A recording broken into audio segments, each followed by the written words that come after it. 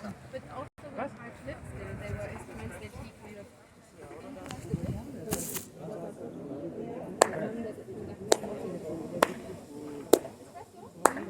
Grazie mille.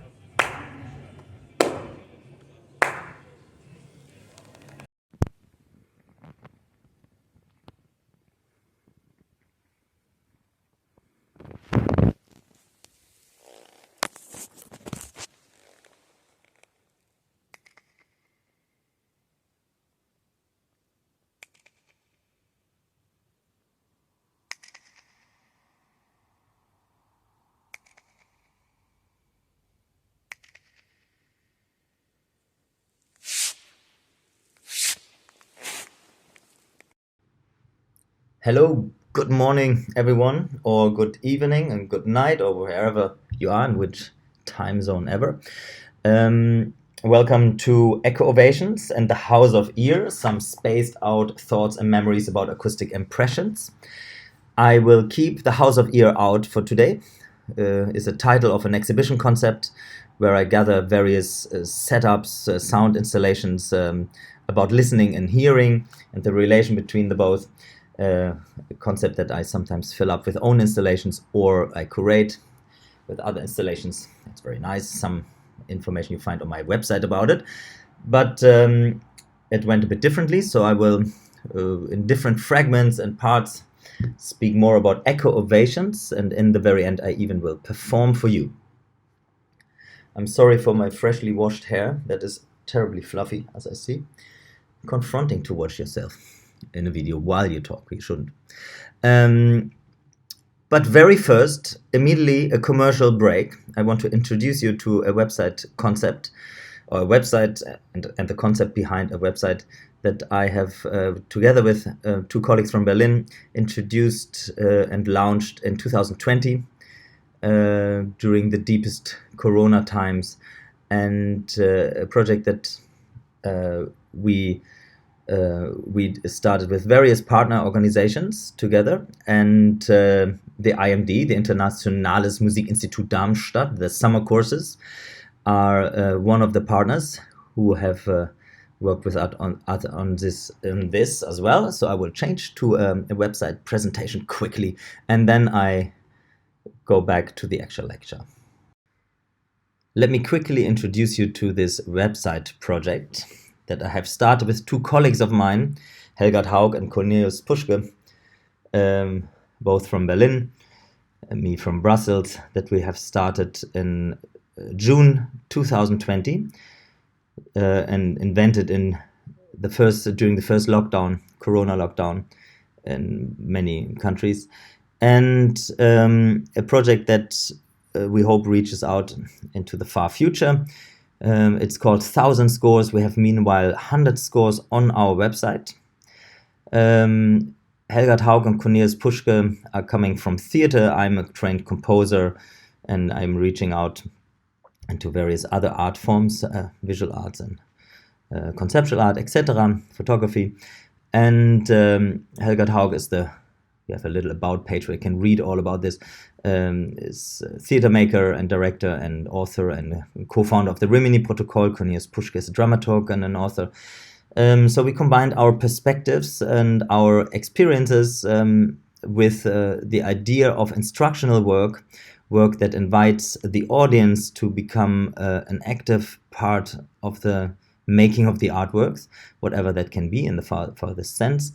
Definitely also inspired by Fluxus scores a lot, but we came up with this idea that we would like to create a place where we invite the audience at the time at home or wherever they are to perform these pieces that we newly commission, to perform these pieces by themselves, do-it-yourself pieces for at home. Quite some homework here. Meanwhile, about 100 pieces we have on our website now. The concept of this website is that of this project is that we invite partner organizations to create together with us.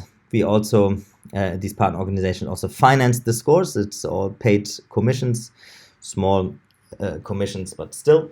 And you have here on the website a list of the partner organizations that have contributed already to this curational process and commissioned works. I will not read all of them, but I want to mention that the Internationales Musikinstitut Darmstadt, the summer courses, have commissioned 5 scores over the course of the last year, and I want to quickly show you these scores. Just wants to come back to the front page. So if you hover over with your mouse over these little tiles here, you will see the names, and here, by the way, a participant of the Darmstadt Ferienkurse, Arthur Miranda Asi, like he's joining the guitar course here. So if you hover over the tiles, you will see the names and the titles of the pieces. You can also, if this makes more sense for you, go for just read the names on the artist page, and you see the titles and the names, and choose your pieces like this and see what maybe attracts you by title or by name, or you just randomly click on stuff. That's also always a very good idea. The artists are coming from all over the place, really. I think we have reached out to all continents meanwhile. I'm not entirely sure, I have to check this if this is true, but people are really coming not only from all kinds of places, but also all kinds of practices. We have poets, we have theater makers, dancers, musicians, composers, instrumentalists, visual artists, many visual artists also that are attracted by the idea of instructional works, and they all deal in various kinds with it. This is so interesting. Some are like musicians tend to maybe look for notations, and others look for visual kind of guidings through the pieces. I cannot name it so quickly. It's we have social media. Please follow us on Facebook, Twitter, or Instagram. And just quickly, the 5 scores that were commissioned by Darmstadt, I want to name them. Ryoko Akama has written music for Everyday's score. That's you please read it yourself. I cannot explain it in detail, but you are invited to produce sound over the course of many days, and by this create a relationship between what you have experienced throughout the day and a sound experience. Hülker has written a beautiful deep listening score, performable wherever you are. These 2 scores were the first ones on our website almost, and still very much in the situation of people not being able to leave their homes or meeting other people. That of course changed a little bit over the course of the year, and here we have Samson Young, who wrote a video score, so your eyes are following his video score, and he gives you something to do in this little text score here under beautiful, the 2-part invention for solo viewer on any 2 instruments. That doesn't mean necessarily musical instruments, but it can be. Annesley has written Too Big to Fail, also a video that you follow while you do any kind of activity at home, and she asked she asked the question, or she works around the question, in how far art is system relevant or not, like relevant to our society, or not, like definitely a strong corona question where we suddenly all experienced that our cultural production was cut to almost zero, even though some other parts of society could open up already again. And so ask the question, so what is relevant? What do we need for a living? Do we need art or not?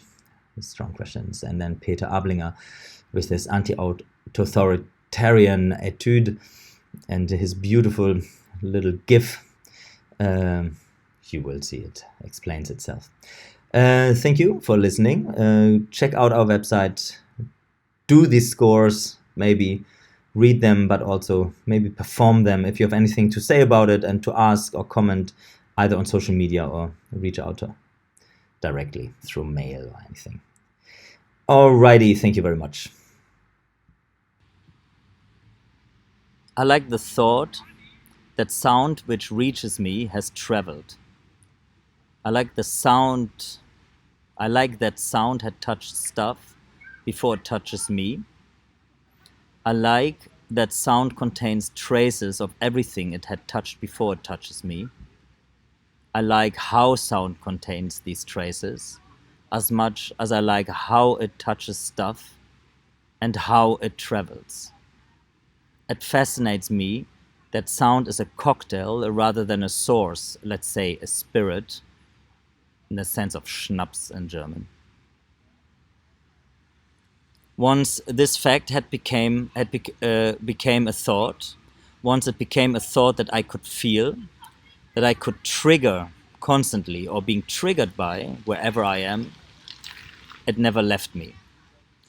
I carry it with me on every walk through town, in every shop, in conversations and at home in bed, when I hear my city at night, when I listen to stuff from a distance, various distances, but all outside of my bed, this absorbent island of pillows and blankets.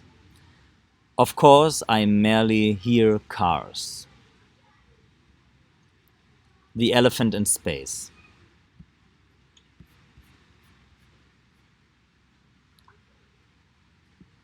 The elephant in space, about cars and the relief of the city.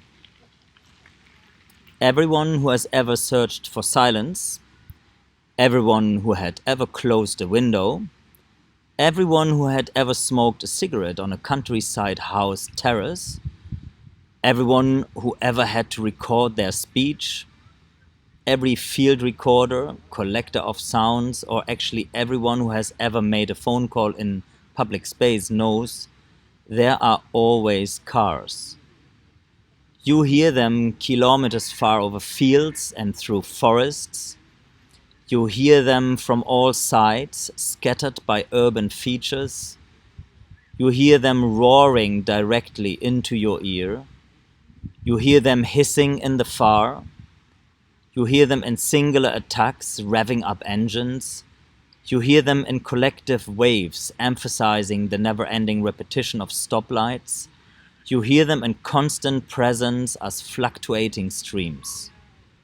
Cars are the number one player in our acoustic environment. But you don't actually hear cars. You hear the relief of the city. You hear shapes and topography of the land, the walls of this room. No, there is no room. The forms of your ears. Once sound waves reach your ears, they have already bounced against many obstacles. Walls, roofs, streets, trees, even people and their dogs.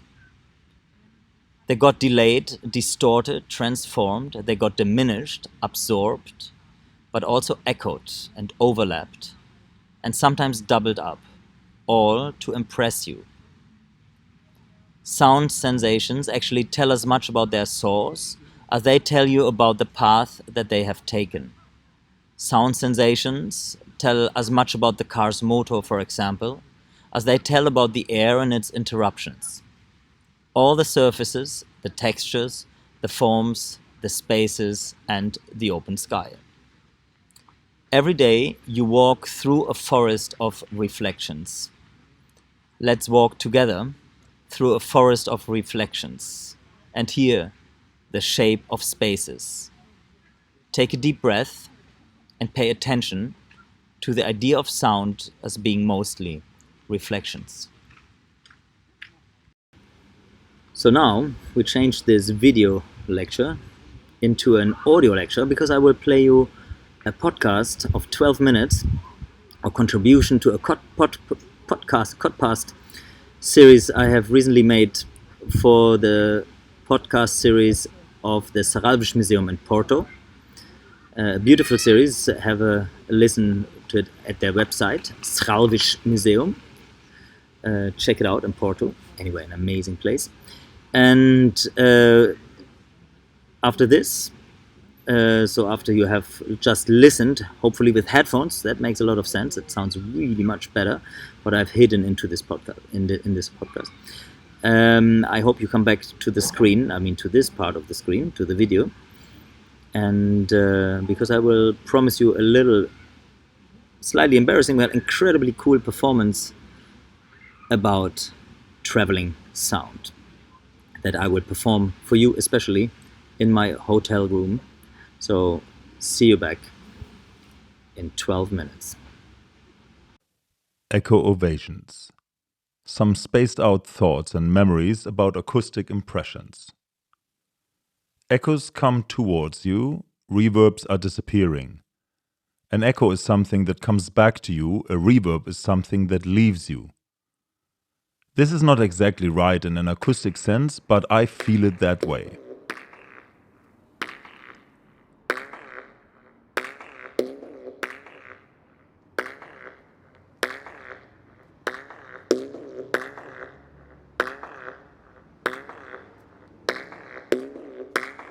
This groovy clap solo, or duo if you count the natural sound effect as my partner, this musicalized clap duo I recorded in the entrance pass of Helbich Museum in Porto, a 25-meter long tunnel-like path with one side open.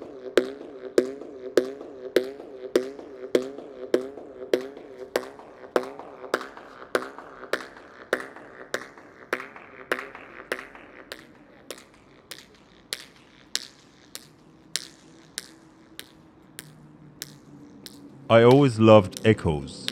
Everyone loves echoes. Echoes are easy to love. But reverbs? Yes, a reverb is a more complex thing to embrace. As a kid, long reverbs frightened me. Maybe because they describe spaces by traveling them in a speed that we can follow as being a speed, as being a journey. And with following, we copy the spaces into our imagination. We let the space fill us from within. And that's just too big for a young child.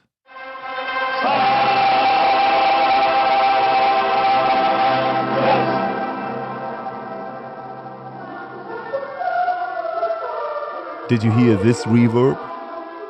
Or only the questionable recording quality? Here I'm sitting in the back of a huge choir between other singers in a large and long space, the Cathedral of Bremen, in the general rehearsal of the Requiem by Verdi. And I'm secretly filming with a pretty bad digital compact camera while singing. Great though that these machines didn't have a proper compressor at the time, bad for the volume peak, good for the reverb. My father was a musician, a conductor of choirs and orchestras. For 32 years he was also the cantor of the pretty large Bremen Cathedral in North Germany. The cathedral has a reverb of 8.5 seconds in the main hall.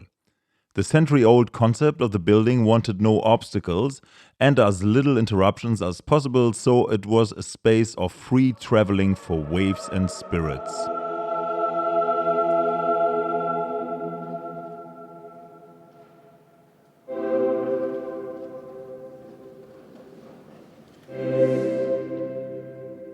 Such a situation has consequences for music making.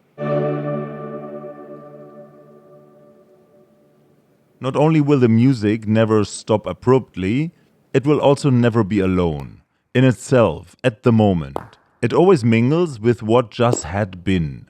Not like a cannon, that would be an echo, but more like the waves around a swimmer.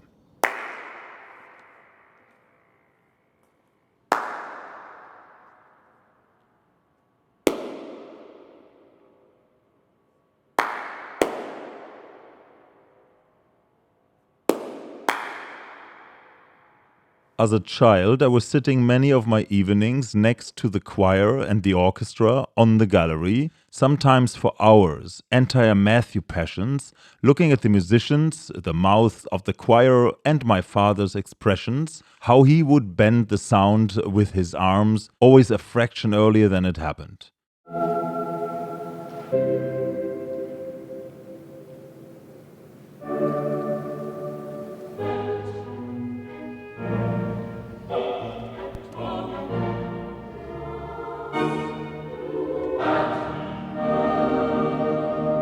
And then my gaze shifted to the hall, to the hundreds, sometimes thousands of people sitting down there on uncomfortable wooden benches, with huge chandeliers hanging over them on many meter-long cords.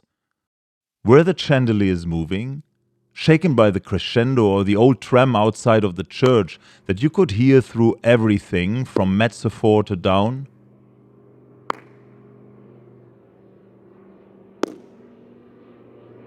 And then it happened. It always happened. The largeness of the space revealed itself to me, reached out to me just by the air in between me and the hanging chandeliers. Up the cords to the ceiling and down another cord to the next chandelier. The social event started to fade from my presence, and I could only experience the emptiness of the enormous space in between.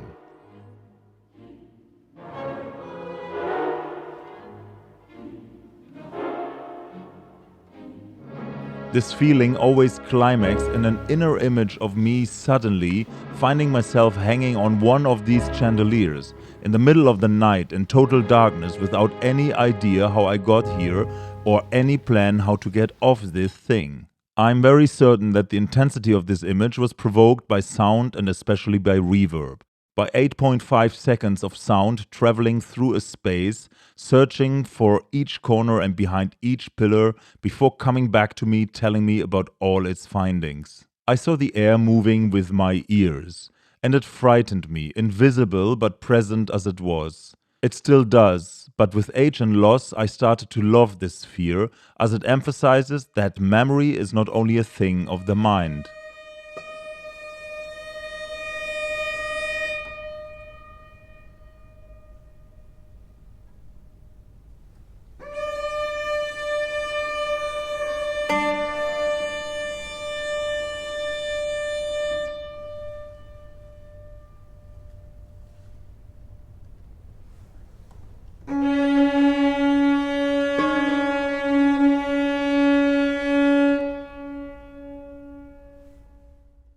In 2005, my father's and my practice met for one time. He invited me and an ensemble of friends to play a contemporary concert in the cathedral during a Bach festival that he was organizing.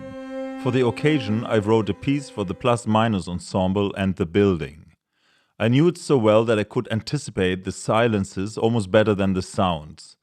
And so I wrote Lauthalt, a piece that played through 17 long minutes again and again, with a transition between sound, its reverb, and the next sound. A fetish piece almost.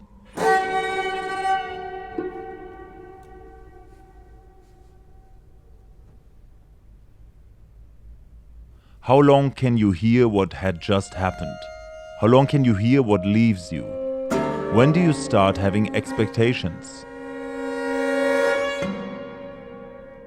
Listening to reverbs, especially long ones, confronts you with the fact that you cannot grasp a specific moment of where it stops. It fades. There is no attack in a reversed sense, not really. The space doesn't stop being a space, as much as there is no pre-echo, no pre-reverb. Not really. Unless, of course, you are dealing with old cassette tapes from a plastic bag of your dad.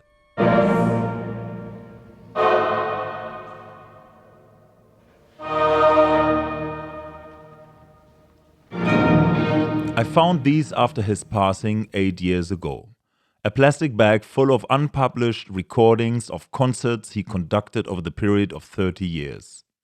I will play a number of endings from pieces like Mozart's Requiem, Verdi's Requiem, the John's Passion by Bach, and others.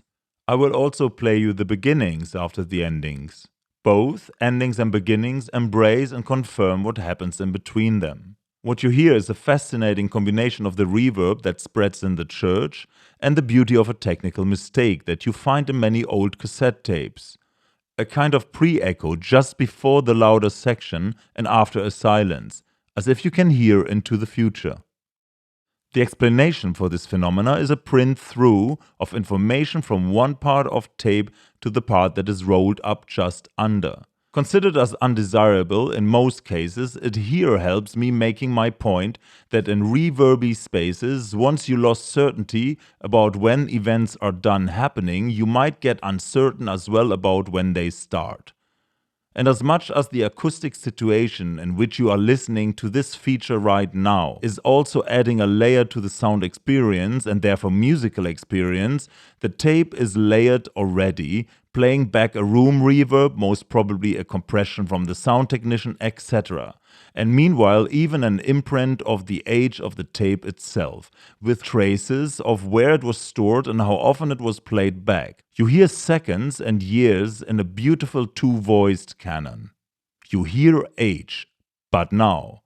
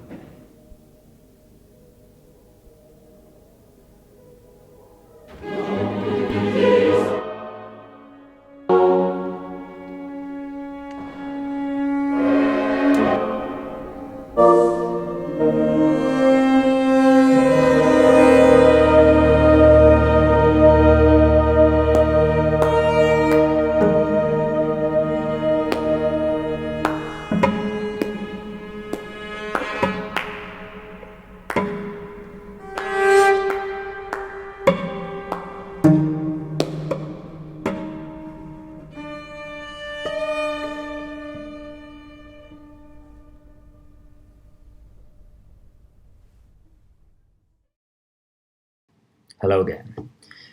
It's not long after midnight, so it's the time of the vampires.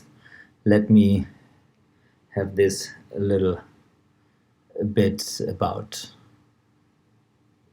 echolocation, about how we can touch our world with sounds that we make ourselves, how we can reach further than our arms, and how we can actually get information back, like from hidden corners in our environment.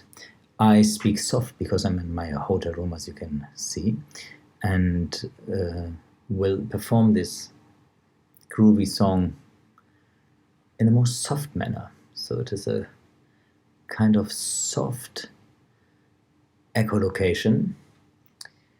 It's about clapping, about shooting sound into space, and about touching space. And it's called I'm Clapping in a Room. I'm shooting sound into a room. I'm touching a room. No references intended, of course. And it goes like this. I clap, I shoot, I touch. I clap, I shoot, I touch. I clap, I shoot, I touch. I clap, I shoot, I touch. I clap, I shoot, I touch. I clap, I shoot, I touch the walls. I clap, I shoot, I touch. I clap, I shoot, I touch the air. I clap, I shoot, I touch your hair. I clap, I shoot, I touch. I clap, I shoot, I touch you. I clap, I shoot, I touch you. I clap, I shoot, I touch you. I clap, I shoot, I touch the wall. I clap, I shoot, I touch you all. I clap, I shoot, I...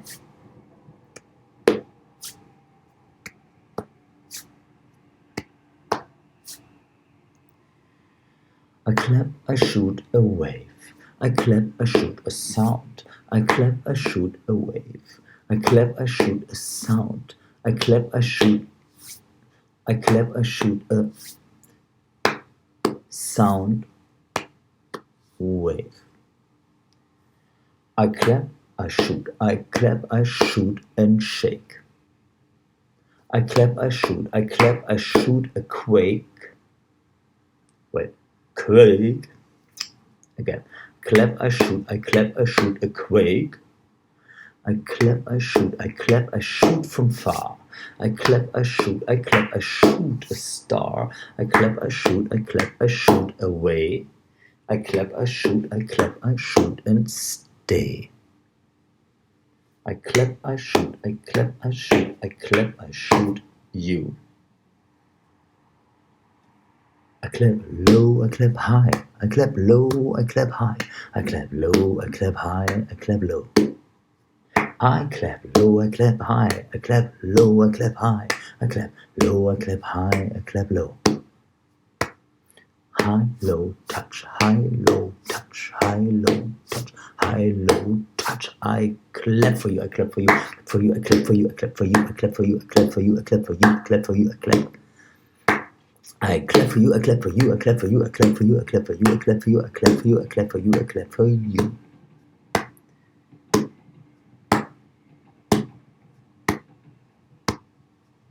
I clap low, I clap high, I clap low, I clap high, I clap low, I clap high, I clap low. I clap low, I clap high, I clap low, I clap high, I clap low, I clap high, I clap low. High touch, low touch, high touch, low touch, high touch, low touch, touch, touch, touch, touch, touch, touch, touch, touch, touch, touch. I touch the window, I touch the glass, I touch the ceiling, I touch the floor, I touch the curtain, I touch the chair, I touch the spotlights, I touch the room lights, I don't touch light. I touch a shelf, I touch a wall, I touch myself, I touch you all. I touch your legs, I touch your pecs, I touch your eyes, I touch your ass, I touch your hips, I touch your lips, I touch your skin, I touch your drum, I touch your ear drum, I touch your brain, I touch your brain, but leave no stain. Touch to touch to touch to touch to touch to touch to touch to touch to touch to touch to touch to touch to touch to touch to touch to touch to touch to touch to.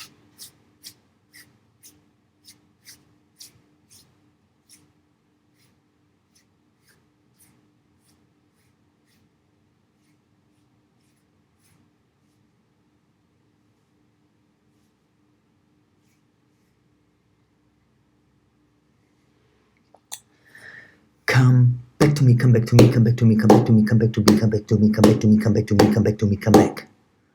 Come back to me, come back to me, come back to me, come back to me, come back to me, come back to me, come back to me, come back to me, come back to me, come back. Leave and come, come, come, come, come, come, come, come, come, come, come, come, come, come. I clap, I shoot myself. You clap, you shoot, you touch. You clap, you shoot, you touch me. Okay. I clap, I shoot myself. You clap, you shoot, you touch me, touch me, touch me. I want your echo. Touch me, baby, one more time. Thank you.